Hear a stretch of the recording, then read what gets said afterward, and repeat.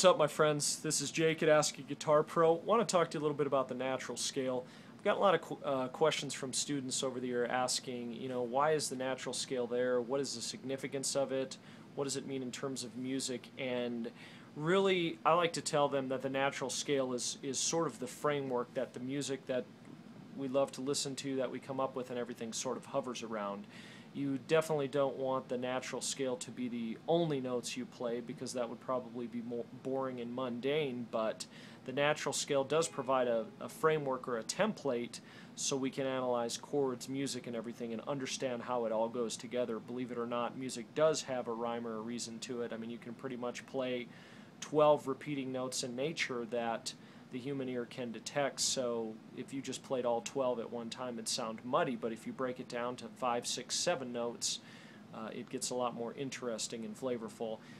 So the natural scale is made up of 7 notes with specific intervals that those individual notes are apart, and it's a scale that's sort of evolved over hundreds and hundreds of years.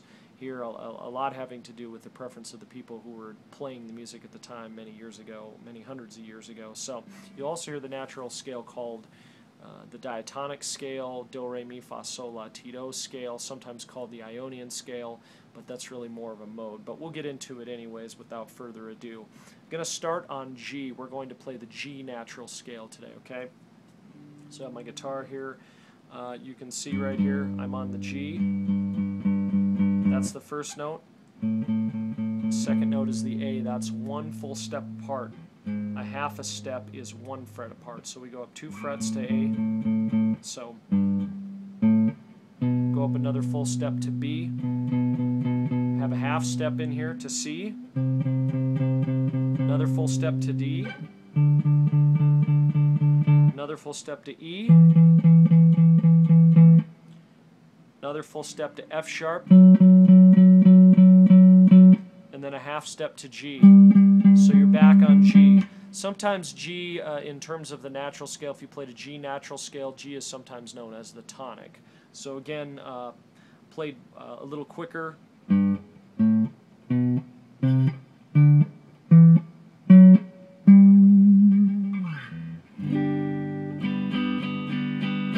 Now, the significance of the natural scale is really significant in terms of how we define our chords or how they're labeled.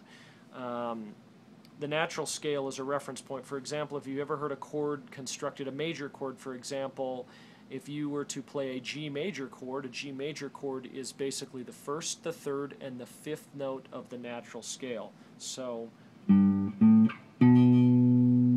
G has a G, of course, the tonic. The third note is the B, so you're going to see a B in a G major chord. And you're also going to have, here our friend D is going to be part of that major chord too. So whenever you hear chord construction, how chords are made, they're references to what the natural scale of that particular note is. So, the G natural scale, basically anytime you play a G chord, different types of chords. G major chord is a 1, 3, 5. If you take those same notes and flat the third, you have a G minor. And so on and so forth, like a G major 7, or minor 7th, I should say. Or even a G dominant 7 for all you blues lovers out there.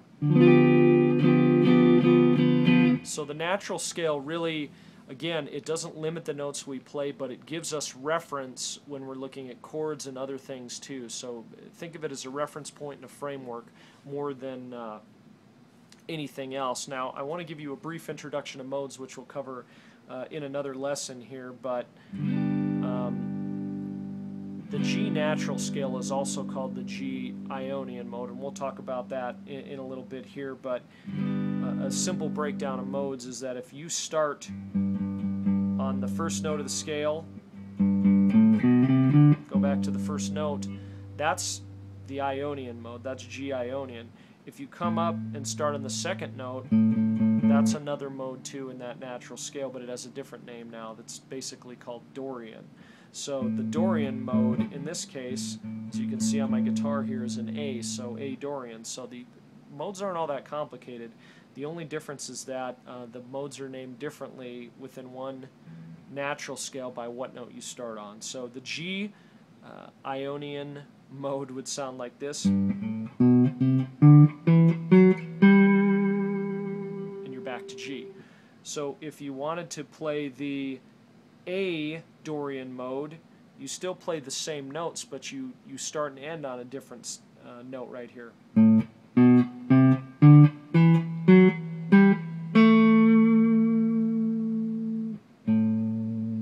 So that's really kind of all there is to modes. Sometimes people make them overly complicated, but all it is just taking the natural scale, starting on a different degree. There's not any different notes. And it can be a little more complicated when you start looking at more complex music and music theory and everything, and we'll get into that in the next lesson. So anyways, the natural scale, G natural scale. Hope you enjoyed it. Let me know if you have any questions. Also, check out more gear reviews and extras at www.askaguitarpro.com. Jake will catch you guys next time. Take care.